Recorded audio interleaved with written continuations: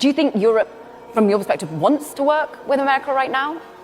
I think Europe has a real problem. It's very hard to look at the world and we have moving tectonic plates. You've heard it spoken about. It's AI. The enemy's in the satellite up above and in your computer systems right now.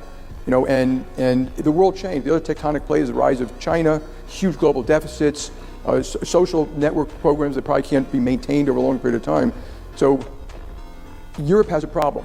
I think they accomplished an unbelievable thing when the Euro got together, the EC, and they said, let's live in peace and not war. They had World War I and World War II, but they had the Franco-Prussian Wars, the Napoleonic Wars, the 100 Years' War, the War of the Roses.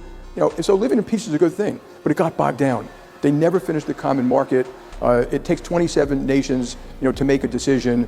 They let their military drop dramatically. It's very bureaucratic. It's why part of the reason that they lost Britain to the EU, which I think makes it bad for both of them, by the way. And so you got to be honest about it. So, and those tectonic plates may move over 20 years.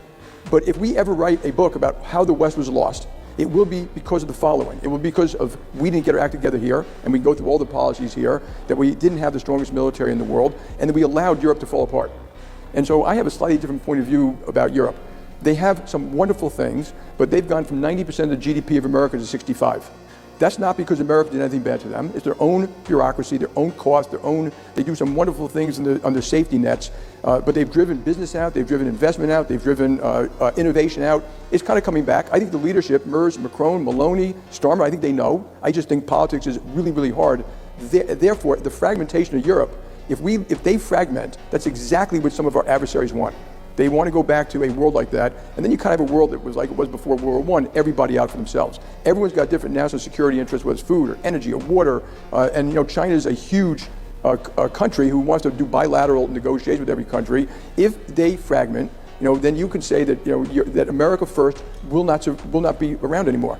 It will hurt us more than anybody else because they are a major ally in every single way, including common values, which are really important. So therefore, I think we should be using our American capabilities, strength, coercion, democracy, trade, investment to urge them to do what's in their own self-interest, which is military and the economic is equally important.